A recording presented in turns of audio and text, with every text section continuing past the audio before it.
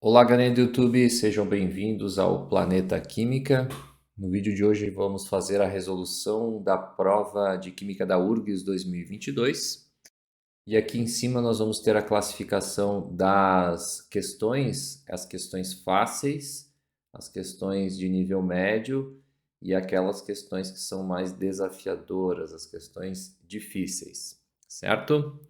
Vamos para a primeira questão. Questão 31 diz o seguinte: o gráfico abaixo mostra a variação da temperatura com o tempo para uma substância pura. Isso é muito importante para a resolução da questão. Trata-se de uma substância pura. O processo é realizado a pressão constante e a substância é um líquido no ponto A. Então, também é outra informação importante.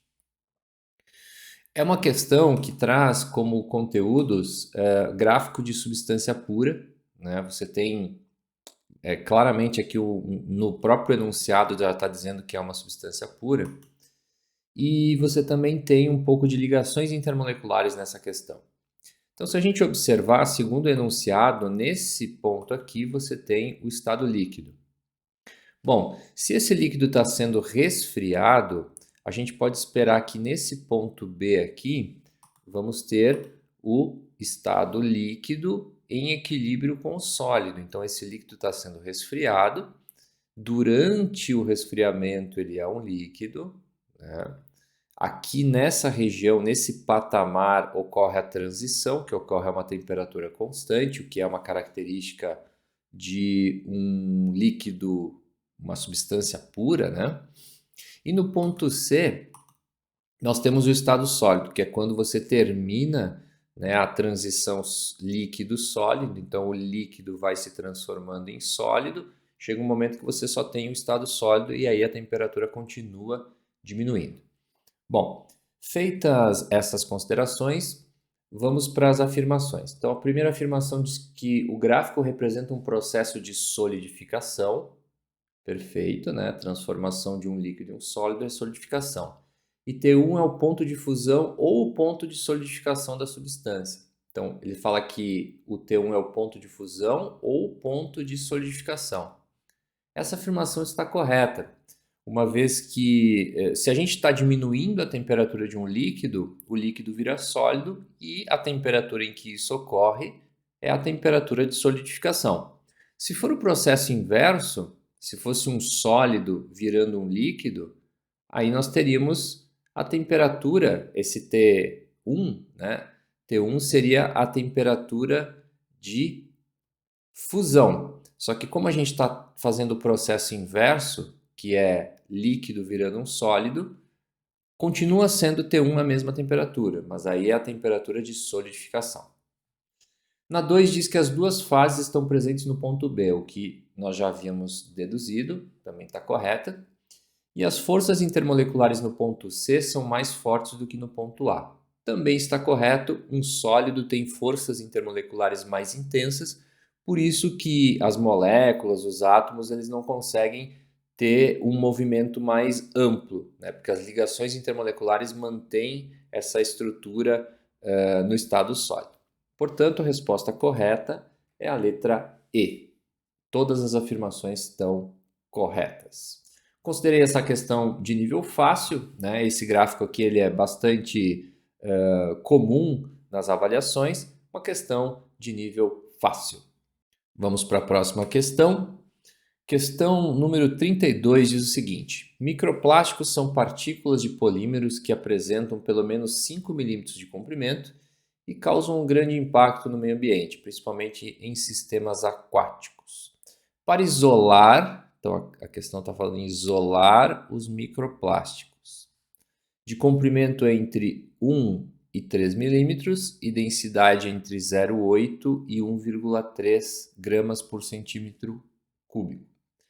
Do leito de um rio, o processo de separação mais adequado é... Bom, claramente é uma questão que envolve o conteúdo de métodos de separação de misturas. Considerando aqui a questão da densidade, existe uma opção aqui chamada decantação. Só que o que acontece? Como a densidade da água ela é 1 grama por ml ou 1 grama por centímetro cúbico, se a gente fizer o processo de decantação, quem tem 0,8 gramas por centímetro cúbico vai boiar, enquanto que esse 1,3 vai afundar. Então, o método de decantação, nesse caso, não é muito útil para separar os microplásticos. A ideia é separar todos, né? A filtração me parece a resposta correta, porque usando um filtro é possível você reter esse sólido que tem essa dimensão aqui, entre 1 e 3 milímetros. Então, se você fizer um filtro que tenha uma gramatura que seja inferior a 1 milímetro, você consegue reter esses microplásticos. Portanto, resposta correta, letra B. Considerei também uma questão de nível fácil, uma vez que facilmente você consegue chegar na resposta pensando em termos de filtração, que é um método bastante utilizado, bastante conhecido. Questãozinha fácil, a questão 32. Vamos para a próxima questão. Questão 33 traz um texto falando sobre o Prêmio Nobel de Química, né, conquistado pela Marie Curie, né? Foi a primeira mulher a ganhar o Prêmio Nobel de Química, conta toda a história, etc. Mas, resolvendo a questão faz referência a 2 elementos, o rádio e o polônio, certo? E em relação a esses 2 elementos são feitas várias afirmações. Então, é uma questão que envolve os conhecimentos de estrutura atômica e também de tabela periódica. Então, resolvendo a questão de novo, né, fala sobre o rádio e o polônio. A primeira afirmação é que o raio atômico do rádio é menor que o do polônio. Então, a gente tem que checar essa informação. Será que é menor mesmo? Então, relembrando, o raio atômico é uma propriedade que cresce da direita para a esquerda em elementos que estão no mesmo período e de cima para baixo em elementos que estão no mesmo grupo. O rádio está mais ou menos aqui e o polônio está mais ou menos aqui. Então, se a gente considerar essas posições, o polônio está mais à direita, o rádio está mais à esquerda, então o raio do rádio teria que ser maior e não menor, né? Portanto, essa afirmação está errada. A segunda afirmação diz que o polônio é mais eletronegativo, então a gente tem que checar essa informação. Será que ele é mais eletronegativo que o rádio? Então a gente tem que lembrar da eletronegatividade, que é uma propriedade que é contrária ao raio, ou seja, os elementos que estão mais à direita e mais acima, com exceção dos gases nobres, que não se aplica, né? Os gases nobres não têm eletronegatividade. Os elementos que estão mais à direita e acima são mais eletronegativos. Bom, as posições não mudaram, o rádio continua aqui, o polônio continua aqui, e o polônio está mais à direita, logo o polônio é mais eletronegativo que o rádio, desculpa. Então está correta essa afirmação. E a terceira afirmação diz que o polônio 2- e o rádio 2- têm a mesma configuração eletrônica. Bom, se eles têm a mesma configuração eletrônica, eles têm que ter o mesmo número de elétrons. Então, para a gente checar isso, vamos fazer o cálculo do número de elétrons do polônio 2-. Se você olhar na tabela periódica, o polônio tem número atômico 84.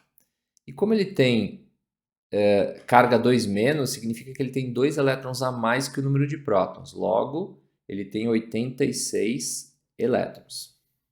Se a gente fizer a mesma coisa para o rádio tem número atômico 88. Então, fazendo a conta, se ele tem carga 2+, significa que ele tem 2 elétrons a menos que o número de prótons. Portanto, também vai ter 86 elétrons. Se eles têm o mesmo número de elétrons, isso significa que eles têm a mesma configuração eletrônica. Então, essa afirmação está correta e a resposta correta é a letra D. Apenas as afirmações 2 e 3 estão corretas. Considerei uma questão de nível médio, porque você precisava lembrar, né, das propriedades periódicas e também tinha que lembrar como é que se calculava o número de elétrons a partir, né, do número atômico. aí você precisava consultar a tabela, então não era uma questão tão fácil assim, considerei uma questão de nível médio. Vamos para a próxima questão. Questão 34 diz o seguinte: a indústria automobilística tem usado aços formados por microligas de nióbio. Então está falando sobre o elemento nióbio. Pois além de garantir a segurança do motorista, seu emprego demanda menor quantidade de aço na estrutura do automóvel, tornando mais leve e, consequentemente, reduzindo o consumo de combustível. Então ele vai ficar mais leve e ele também garante a segurança do motorista. Bom, então vamos pensar. As vantagens do uso de microligas de nióbio em aço em relação à segurança automobilística deve-se às propriedades de... Bom, trata-se de uma questão que envolve os conhecimentos sobre densidade, porque se vai ficar mais leve, a gente está usando um material que vai diminuir a sua densidade. Então, uma propriedade está relacionada à densidade. Então, ela aparece na letra C e na letra A. Só que depois ele fala em eletropositividade. Eletropositividade é o contrário de eletronegatividade, que nesse caso não faz muito sentido. Mas aqui nós temos o conceito de tenacidade, que talvez não seja muito conhecido dentro da química. Eu trouxe aqui o conceito, que é o conceito de tenacidade, que é a qualidade ou estado, né, ou condição do que é tenaz, resistente ou difícil de partir. O que tem tudo a ver, né, com a questão da segurança do motorista, né? Se é um material resistente, isso melhora a segurança. Portanto, a resposta correta é a letra A.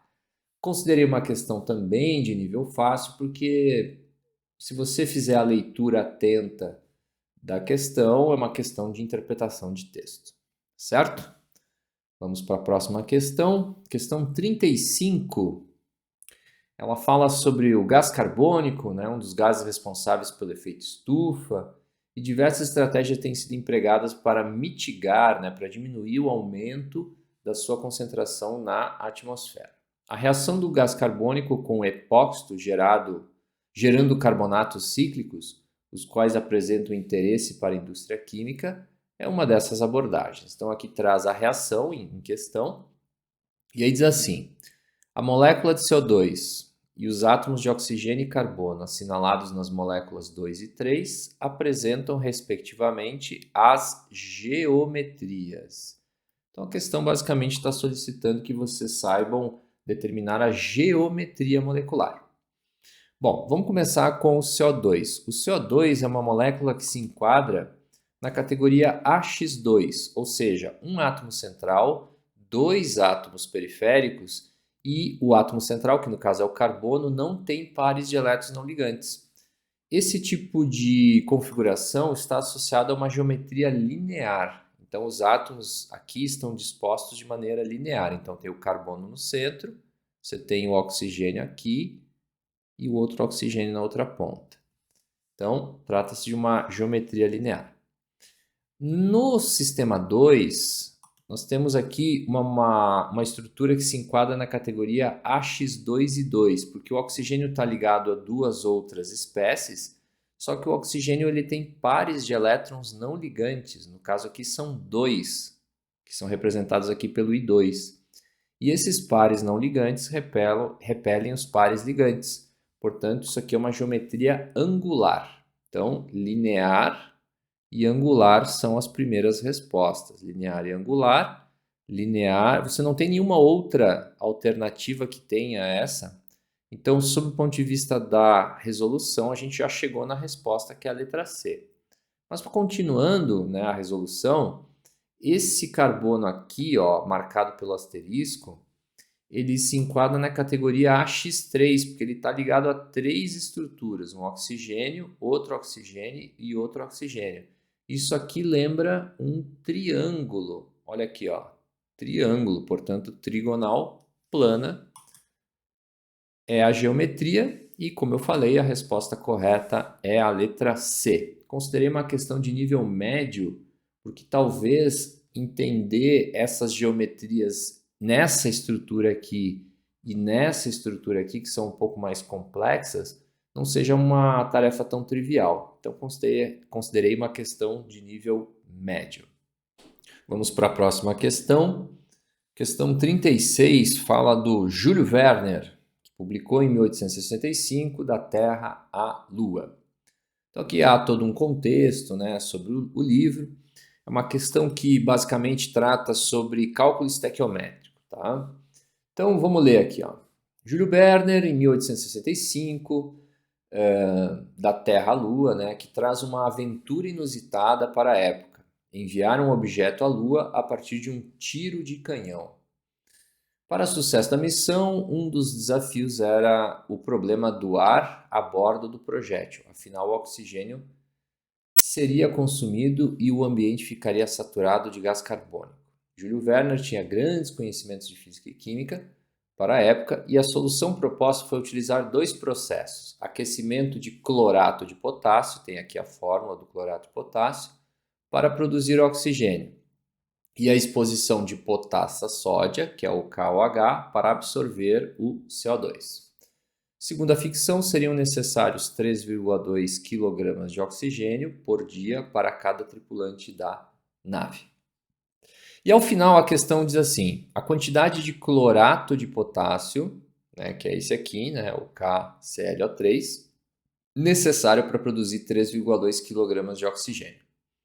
Bom, gente, essa é uma questão de cálculo estequiométrico e a dificuldade dela está no fato que a questão não fornece a equação. Então você vai precisar escrever a equação. E a equação começa com o clorato de potássio, que é um sólido que quando aquecido se decompõe, segundo o enunciado, em oxigênio.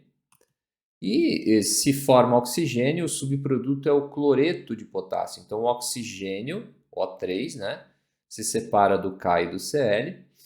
E pelo balanceamento seriam necessários, né, seriam produzidos 3 meios de O2. Aqui eu coloquei um 3 meios, porque 3 meios vezes 2 dá 3, e aí a gente consegue balancear a equação.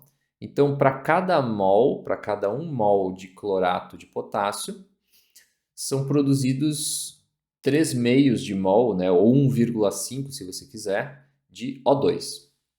Como a questão envolve massa, né, ó, quantidade, aqui as respostas estão em massa, aqui o dado também está em massa, então nós vamos precisar calcular a massa molar do clorato de potássio.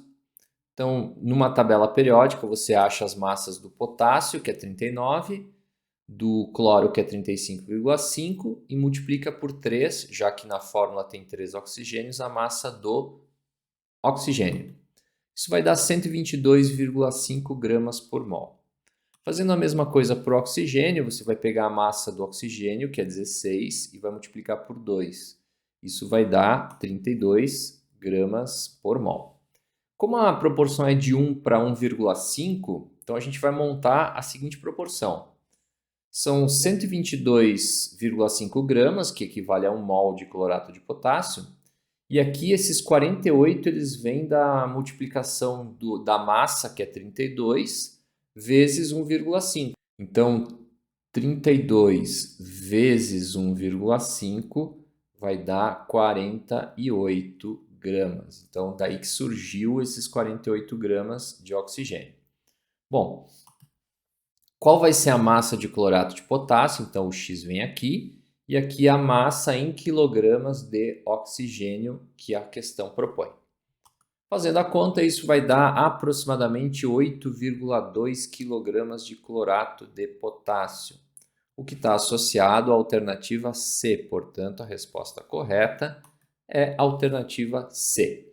Considerei uma questão mais difícil nesse caso, não é tão difícil, mas ela entra na categoria difícil por causa disso aqui, ó. Você precisa saber montar a equação. E um grau de dificuldade maior se deve ao fato também da questão falar de duas reações, e aí você tinha que sacar que era essa reação que era necessária, né? Essa equação aqui seria necessária para resolver o problema, porque ele falava também da exposição da potassa ao CO2. Só que pela pergunta não era essa a reação que ele queria discutir. Beleza? Então, questãozinha um pouco mais difícil. Vamos para a próxima questão. Questão 37 diz o seguinte: o clorito de sódio, não é cloreto, cuidado, é clorito. É um composto químico muito utilizado no branqueamento da polpa celulósica e na manufatura de ceras, vernizes e esmaltes. Sobre o composto químico são feitas várias afirmações. Então, uma questão que envolve conhecimentos de estrutura atômica e de funções inorgânicas. Então, primeira afirmação diz que o ânion clorito possui 20 elétrons de valência. Só que a primeira coisa que você tem que saber é quem é o ânion clorito. Então vamos relembrar um pouquinho da nomenclatura das funções inorgânicas, que nessa questão apareceu e apareceu de maneira bem complexa. Então você tem que lembrar que o HClO3 é um ácido que termina em ico. Então esse aqui é o ácido clórico. Se você lembrar do ácido clórico, se você tirar um oxigênio do ácido clórico, de ico vai para oso. Então, nós estamos aqui diante do ácido cloroso, certo? Mas não é a substância em questão. Esse ácido aqui, o ClO2, que é o ânion, né? A gente pode deduzir o nome do ânion a partir do nome do ácido. E aí você tem que lembrar daquela frasezinha, né? Mosquito teimoso, te mato, te pico, te meto no vidrico, né? Então, troca oso. Então, você vai trocar aqui o oso por ito. Se você trocar o oso por ito, adivinha? Você vai ter o clorito, que é justamente, né, na primeira afirmação, a espécie química que a gente tem que analisar.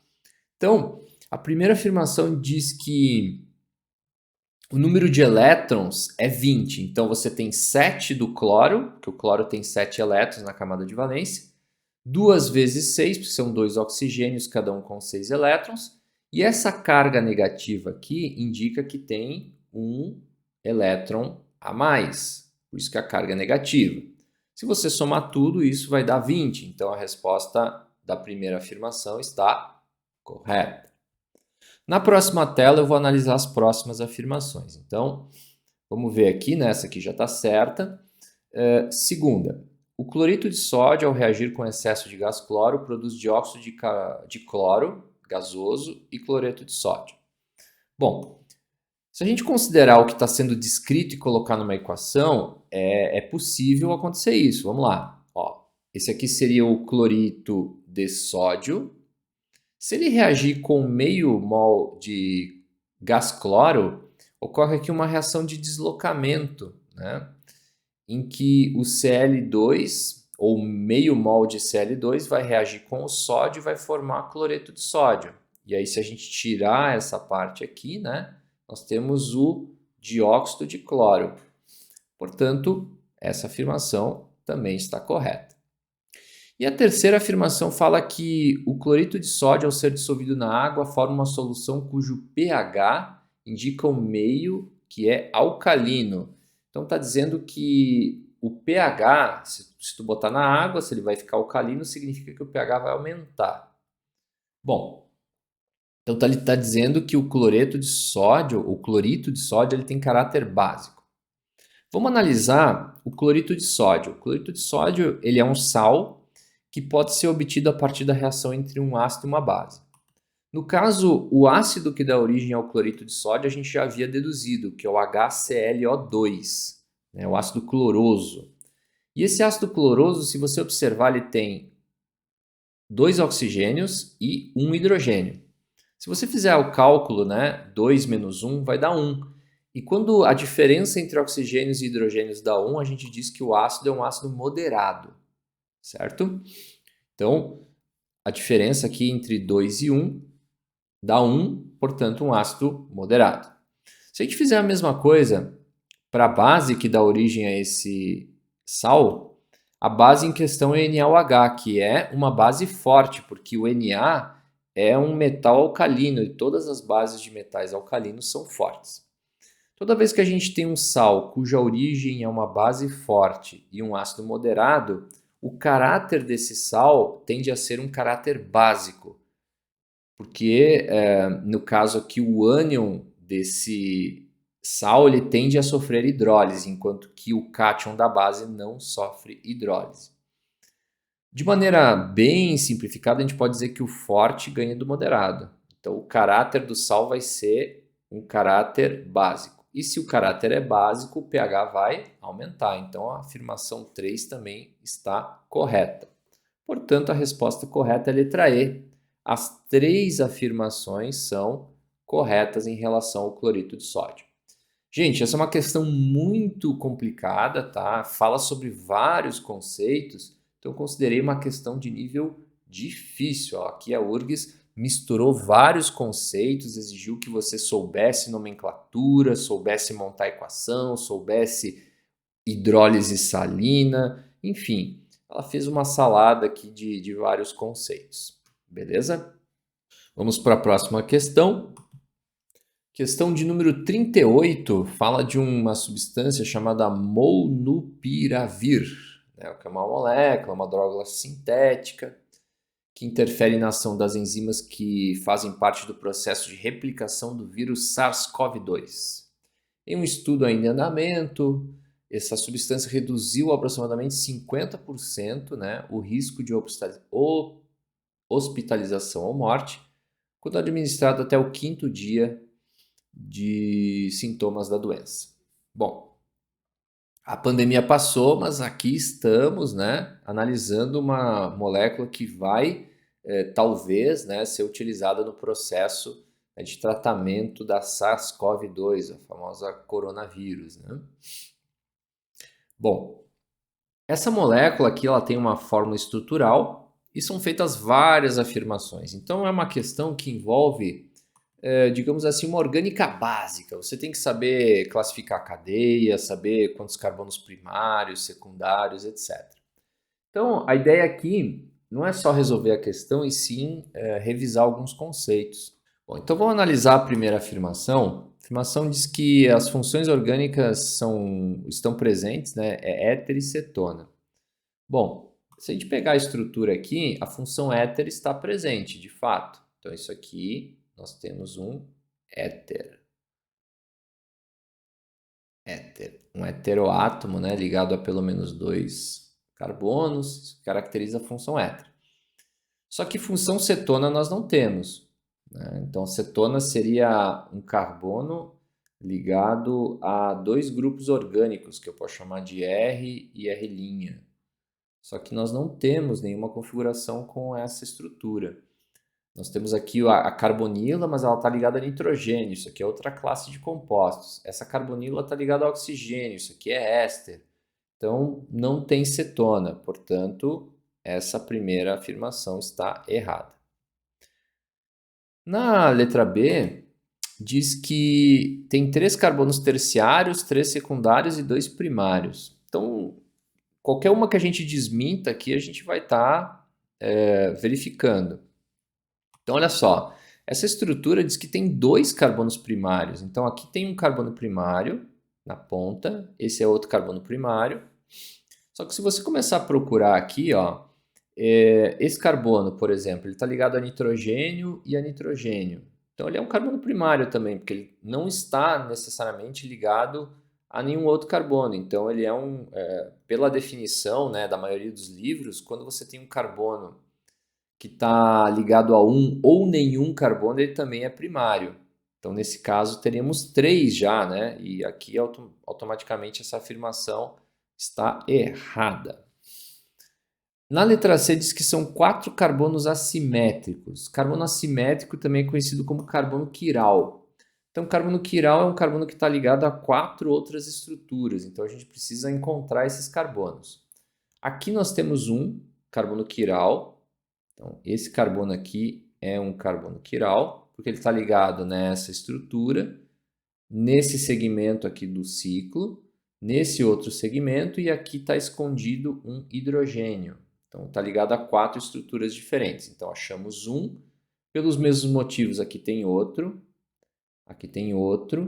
e aqui tem outro carbono quiral. Então, de fato, são 4 carbonos quirais, essa é a resposta correta. Mas o objetivo aqui não é só achar a resposta, e sim analisar a estrutura, a questão e resolver todas as afirmações. Então, continuando analisando as estruturas, né, na letra D é feita uma afirmação de que a fórmula molecular, então tem alguma coisa de errado aqui, já que a gente achou a resposta, né? Bom, então vamos verificar a fórmula molecular. Vamos começar pelos carbonos. Então aqui na ponta tem um carbono, 1, 2, 3, 4, 5, 6, 7, 8, 9, 10, 11, 12, 13. Então são 13 carbonos. Hidrogênios geralmente é um pouco mais difícil de achar, né? Porque eles ficam escondidos, ficam subentendidos. A dica é: deduza de 4 o número de ligações que estão aparecendo. Então aqui na ponta tem um carbono, tem uma ligação aparecendo, então 4 menos 1 tem 3 hidrogênios só aqui nessa ponta. 3, aqui tem mais 3, então são 6, 7, 8, 9, 10, 11, 12, 13, 14, 15, 16, 17, 18, 19. Então tá aqui o problema. Em vez de 18, gente, são 19. Então, por isso que a afirmação D está errada. Tá? Porque o número de nitrogênios de fato é 3 e o número de oxigênios é 7. Então tem um hidrogênio a mais. E na última afirmação diz que a cadeia é acíclica, insaturada e heterogênea. Pessoal, acíclica significa que é não cíclica, mas aqui a gente tem um ciclo e aqui tem outro ciclo, então automaticamente a afirmação está errada por causa disso, porque ela de fato é insaturada e heterogênea, mas a primeira afirmação invalida e aí temos como resposta correta a letra C. Considerei uma questão de nível médio, porque ela é não tão difícil, mas trabalhosa, então questão de nível médio. Questão 39 fala sobre um Prêmio Nobel de Química 2021, ó, recente, pelo desenvolvimento da organocatálise assimétrica, que usa pequenas moléculas orgânicas como catalisadores no lugar de catalisadores tradicionais, como enzimas e organometálicos. No ano de 2000, List e colaboradores publicaram o primeiro exemplo de condensação aldólica assimétrica intramolecular catalisada pela L-prolina. Então, a L-prolina está aqui. Essa substância é o catalisador da reação, cuja reação está mostrada abaixo. Então, ele dá a equação, faz várias afirmações aqui em termos de reconhecimento de função, classificação de cadeia e também fala um pouquinho sobre combustão. Então, gente, é uma questão que os conteúdos envolvidos é aquela orgânica básica que a gente viu na questão anterior, mas também um pouco de equação de combustão e conceitos relacionados à equação de combustão. Então, começando pela primeira afirmação, ela está incorreta porque não há hidroxila alcoólica no catalisador. Se a gente observar, aqui existe a função aldeído, então a gente pode dizer que o grupo aldeído está presente no B, isso está certo. Enquanto que a hidroxila alcoólica, ou seja, um OH que caracteriza a função álcool, está presente no catalisador e no produto C. No produto C, sim, você tem aqui a hidroxila alcoólica. Mas nesse composto aqui, que é o catalisador, deixa eu apagar aqui, no catalisador a gente tem a função de ácido carboxílico. Então esse OH não é um álcool, isso aqui é um ácido carboxílico. Portanto, como um todo, a afirmação está errada. Ela tem afirmações certas, mas no catalisador não. Tá? Então ela está errada. Segunda afirmação, ela é correta porque ela diz que a prolina é um aminoácido que contém um anel heterocíclico. De fato, você tem um ácido aqui e um grupo amino, que caracteriza a função amina, e esse ciclo, em função desse nitrogênio aqui, ele é um heterocíclico. Então, um ciclo que tem um heteroátomo é um heterociclo. Né? Então, a molécula tem um anel heterocíclico. Então, essa afirmação está correta. E a terceira afirmação tem aqui uma dica que vale ouro. Olha só, ele está dizendo que a combustão completa de uma mistura de um molde A e um molde B, né, então A e B, se a gente juntar um molde A com um molde B, gera a mesma quantidade de CO2 e água que a combustão completa de um molde C. Então, assim, na combustão, quem gera o CO2 é o carbono e quem gera a água é o hidrogênio, pela reação com o oxigênio. Então, se houver quantidades iguais de carbono, se a gente somar os números de carbonos de A e de B e der a mesma quantidade de C, significa que a quantidade de CO2 produzida vai ser a mesma. No caso dos hidrogênios em relação à água, a mesma história. Se a gente somar o número de hidrogênios de A e o número de hidrogênios de B e der igual à quantidade de hidrogênios que tem em C, nós vamos ter a mesma quantidade de água sendo produzida.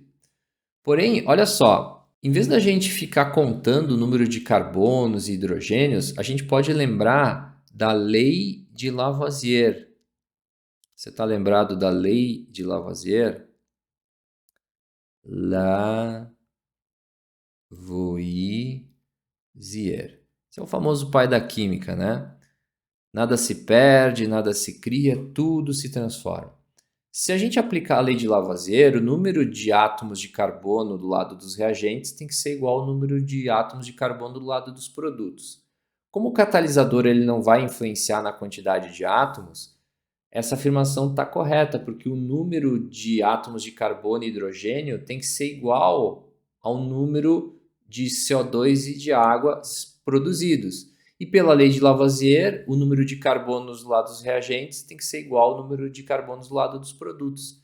Então, essa afirmação está correta e não precisa somar os carbonos e hidrogênios. É só lembrar aqui, ó, da lei de Lavoisier que vai salvar você, tá bom? Então, a resposta correta é a letra D. Uma questão que eu considerei de nível médio, porque traz uma série de conceitos. Então, quando a gente soma toda essa discussão aqui, se torna uma questão de nível médio. Beleza? Vamos para a próxima questão. Questão 40, uma questão de nível difícil. Diz assim, ó, considerando a existência de isômeros geométricos, então a gente vai ter que considerar os isômeros geométricos, o número possível de alcenos com fórmula C11H14, que por reação de hidrogenação catalítica, que é uma reação de adição de hidrogênio, quebra de ligação dupla, leva à formação do N-pentilbenzeno. Caramba, uma questão difícil, hein? Então, uma questão que envolve conceitos de isomeria plana e geométrica, além de reações orgânicas, mais especificamente a reação de hidrogenação. Então, vamos esquematizar aqui o seguinte. Essa questão, ela fala sobre um alceno que vai sofrer hidrogenação e vai gerar esse N-pentilbenzeno, ou seja, um benzeno, que aqui eu representei por um grupo arila, né, que é uma forma esquemática de representar o benzeno. E aqui nós temos 1, 2, 3, 4, 5 carbonos na forma de substituinte, é o N-pentil, ou simplesmente pentil, né? Esse N não tem mais na nomenclatura atual. Então, para que eu faça essa reação, essa substância aqui, na origem, na forma de alceno, ela tem que ter uma dupla em alguma posição nessa estrutura. Então, se a gente começar a ver as possibilidades, a primeira possibilidade seria uma dupla na ponta. Essa dupla que vai ser quebrada e os hidrogênios vão entrar aqui, né?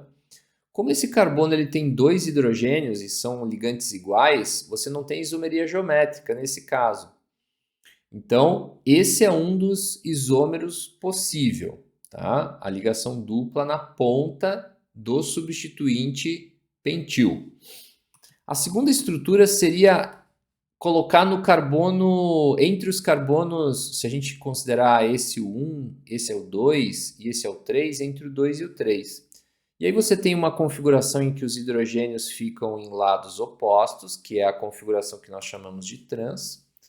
E teria a terceira molécula, né, o terceiro isômero, em que os hidrogênios estão do mesmo lado em relação a esse plano horizontal, que aí é a configuração cis. Tá? Então já temos três isômeros, né? O primeiro, que não tem cis e trans, o segundo, que deriva do terceiro, né? São isômeros geométricos. A quarta configuração possível é se a gente jogar a dupla, em vez de estar aqui, né, 1, 2 e 3, se a gente colocar ela entre o 3 e o 4, a gente tem essa configuração em que os hidrogênios estão em lados opostos, que é a configuração trans. E temos a configuração 5, só invertendo um dos lados. Perceba que eu inverti aqui o lado esquerdo, né? O grupo metil veio para cá, o hidrogênio veio para cá, e aí nós temos essa quinta estrutura, que seria a forma cis, uma vez que os hidrogênios estão do mesmo lado. E aí, para finalizar, se a gente jogar a dupla mais próxima do grupo benzênico, né? Ficar exatamente aqui, né? Logo depois tem o anel aromático. Os hidrogênios estão em lados opostos, essa seria a configuração trans. E a sétima estrutura possível é se a gente inverter, né, o lado direito aqui, jogando o hidrogênio para cima e o anel aromático para baixo. Aí os hidrogênios ficam do mesmo lado em relação a esse plano horizontal, né? Sempre em relação a esse plano horizontal. E aí nós temos a configuração cis. Então, se a gente somar todos os isômeros, dá 7 isômeros e a resposta correta é a letra E. Gente, uma questão de nível difícil, tá? Considerei uma questão bem puxada, porque você tem que saber montar a equação, tem que saber achar os isômeros. Então, é uma questão bem difícil. Vamos para a próxima questão. Questão 41 diz o seguinte: para a higienização de superfícies, pode-se utilizar uma solução de hipoclorito de sódio, né, que a gente chama de água sanitária. Aqui dá a fórmula, né? 0,5%, deixando agir por 1 minuto. Para preparar essa solução, deve-se utilizar 230 ml de uma solução de água sanitária a 2% e diluir, né, então está falando de um processo de diluição, com água filtrada para preparar 1 litro de solução. Após colocar em um borrifador e deixar no local sem incidência de luz para evitar a diminuição da concentração de cloro ativo na solução. Parece uma questão de diluição, só que no final ele diz assim, ó, o valor aproximado da concentração em mol por litro da solução de água sanitária 2%. Então é uma questão que envolve o conteúdo de concentração de soluções. E ele quer que você saiba transformar esses 2% em mol por litro. Basicamente é uma transformação de unidades, né? Então, para isso, gente, tem que considerar que 2% de hipoclorito de sódio é a concentração, né, que a gente vai partir. E também vamos considerar que a densidade da solução é aproximadamente 1 grama por ml, para a gente poder fazer algumas simplificações. Feita essa consideração, a gente pode pensar que 2 gramas de hipoclorito de sódio estão presentes em 100 gramas de solução. Porque se é 2%, significa 2 gramas em 100 gramas, 2%. Bom, qual vai ser a quantidade se for 1.000 gramas? 1.000 gramas, 1.000 ml, 1 litro. Então, a gente está determinando qual será a massa presente em 1 litro. Fazendo a conta, isso vai dar 20 gramas de hipoclorito de sódio em 1 litro, já que a densidade que a gente considerou é igual a 1. Então, cada grama tem 1 ml, 1.000 gramas, 1.000 ml, 1 litro. Então, são 20 gramas por litro. E agora basta calcular a massa molar do hipoclorito de sódio para a gente converter esses 20 gramas em mol. Então, olha só, a massa molar do hipoclorito de sódio, se a gente somar o 23, que é do sódio, 35,5 do cloro e 16 do oxigênio, isso vai dar 74,5 gramas por mol. Então, pensa comigo, se um mol tem 74,5 gramas, 20 gramas vão ter um valor proporcional Y. Fazendo a conta, isso vai dar 0,27. Aí você olha para as alternativas e está tudo em notação. Transformando em notação, isso vai dar 2,7 vezes 10 na menos 1, que é a alternativa C. Considerei uma questão de nível difícil, porque não é muito comum esse tipo de questão envolvendo transformação de concentrações. Que aqui a gente tem toda uma dedução, não é uma questão fácil, também não é uma questão impossível, dá um pouquinho de trabalho aqui para fazer as contas. E depois tinha até a questão de colocar o número em notação, que também é mais um desafio. Então, uma questão considerei de nível difícil. Beleza? Então, a resposta correta é a letra C. Vamos para a próxima questão. Questão 42. Aí você olha uma questão gigante, né? Você pensa, nossa, que questão difícil. Bom, essa questão ela descreve, né? Todo o enunciado ele descreve esse esquema aqui, né? Então nós temos aqui um composto. Então vamos lá. Cientistas desenvolveram um composto orgânico que é o NBD1, que foi chamado de combustível termosolar. Ele funciona como uma bateria recarregável que no lugar da eletricidade é carregado com luz. Olha que interessante. E, no momento necessário, libera energia na forma de calor. A figura abaixo mostra como o sistema funciona. Então, o NBD1, na presença de luz, rearranja-se no quadriciclano, que é esse aqui, né? Então, você tem essa transição que é obtida a partir da absorção de luz solar, né? Na presença de luz solar, que pode ser armazenado por longo tempo. Quando necessário, o QC1 é misturado com o catalisador, regenerando o NBD1. O NBD1 retorna para o painel solar e o calor liberado, essa é uma coisa importante para a questão, na reação é usado para o aquecimento no sistema de água residencial. Bom, é uma questão que claramente fala sobre conceitos de termoquímica, absorção, liberação de calor, energia. E aqui a questão diz assim, ó, em relação respectivamente à reação do rearranjo do norbornadieno no quadriciclano. Ou seja, está falando dessa transição aqui, certo? Essa primeira transição. E a reação de rearranjo do quadriciclano em norbornadieno. Ou seja, está falando dessa transição aqui, beleza? Então está falando das duas transições. Essa transição aqui, gente, está absorvendo energia solar, então é uma reação endotérmica. Já essa daqui está liberando, ó, o próprio enunciado está dizendo, liberando. Se está liberando é exotérmica. Então as respostas são, a primeira é endotérmica e a segunda é exotérmica. Pronto.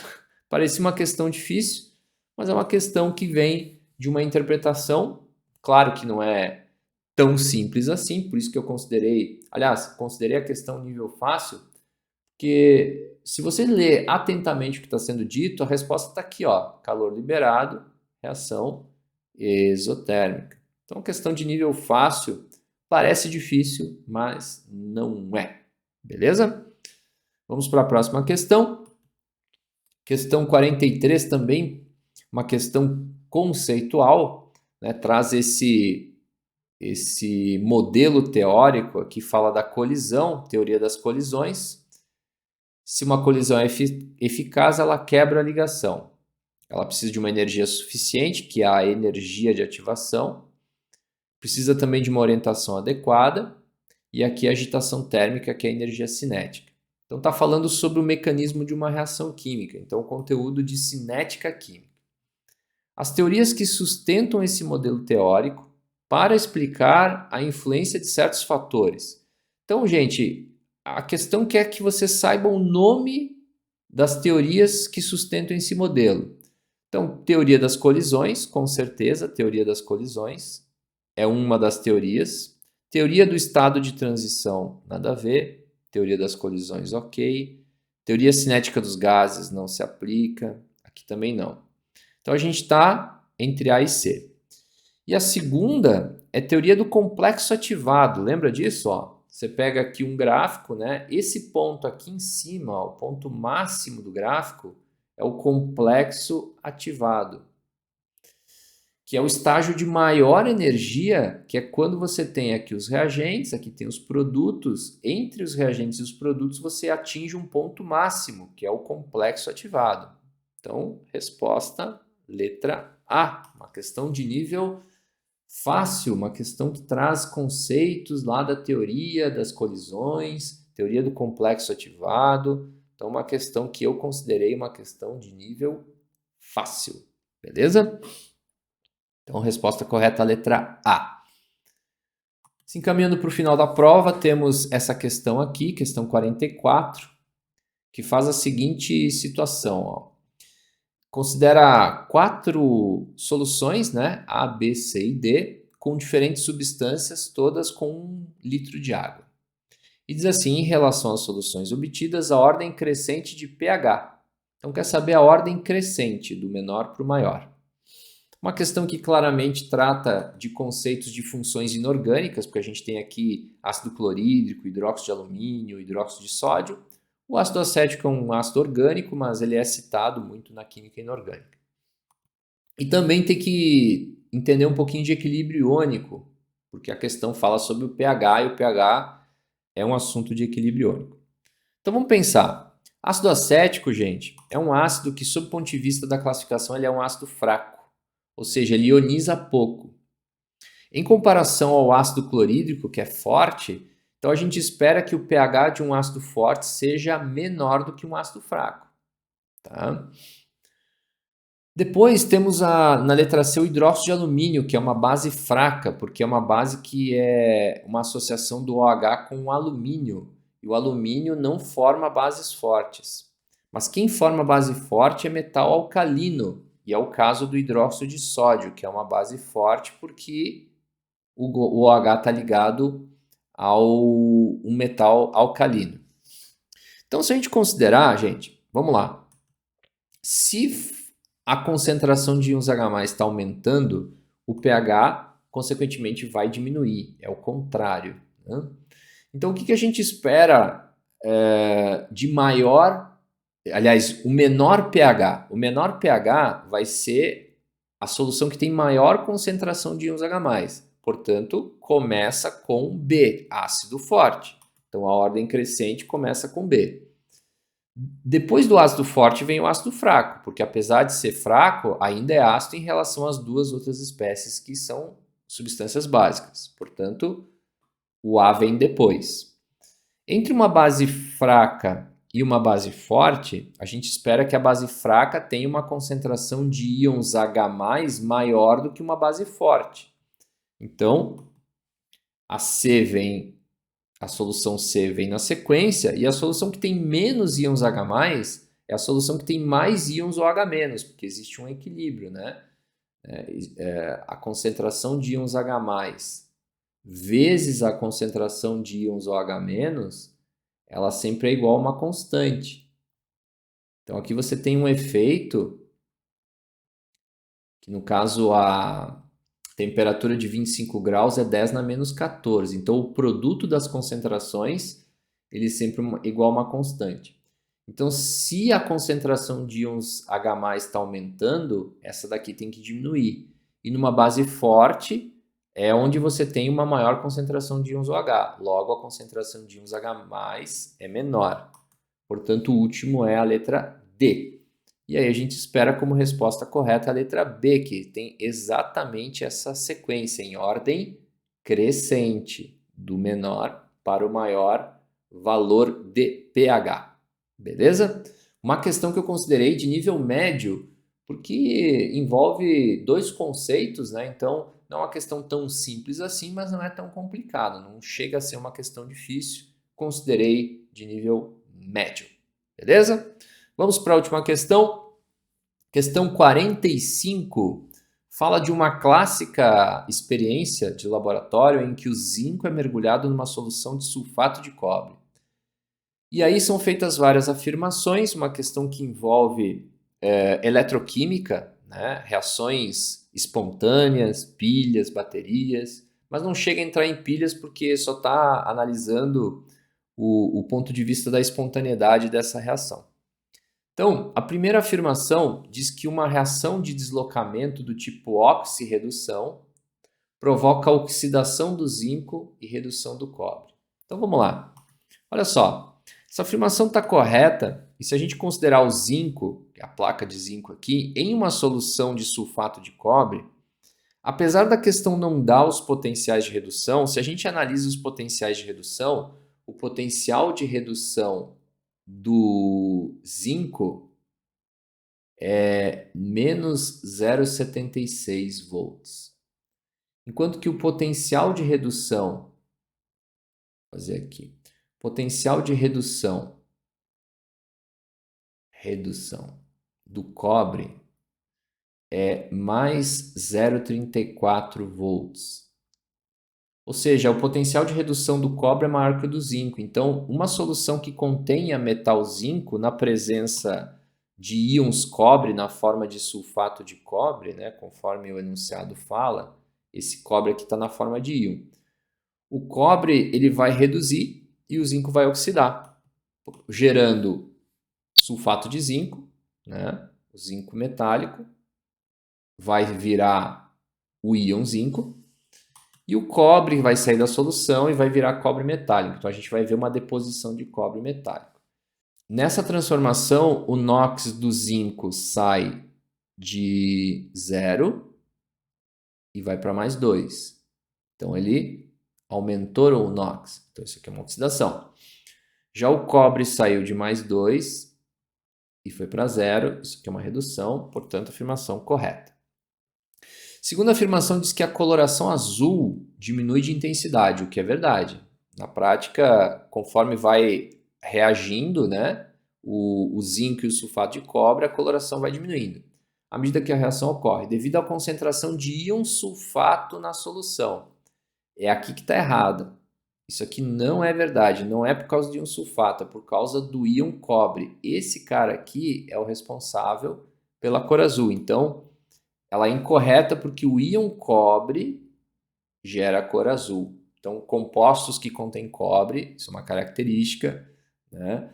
Cobre na forma de íon tem essa coloração azul. Já na forma de metal, ele tem aquela coloração característica do cobre, cobre metálico, né? Coloração mais avermelhada. E a terceira afirmação diz que a reação global do processo pode ser representada por... Aí tem aqui a equação. E vejam que tem um 2 aqui na frente do cobre. Considerando que o cobre mais vira cobre 2,0. Isso aqui está errado, tá? Essa afirmação está incorreta e essa seria a equação correta, envolvendo só as espécies que reagem. Então aqui nós temos o zinco, né? O cobre 2+, essa é a carga do íon cobre no sulfato de cobre, porque o sulfato tem carga 2-, consequentemente o cobre tem que ser 2+ para que a soma dê 0. Então a carga do cobre é 2+ e não mais 1, conforme a questão está fazendo aqui a gente tentar entender.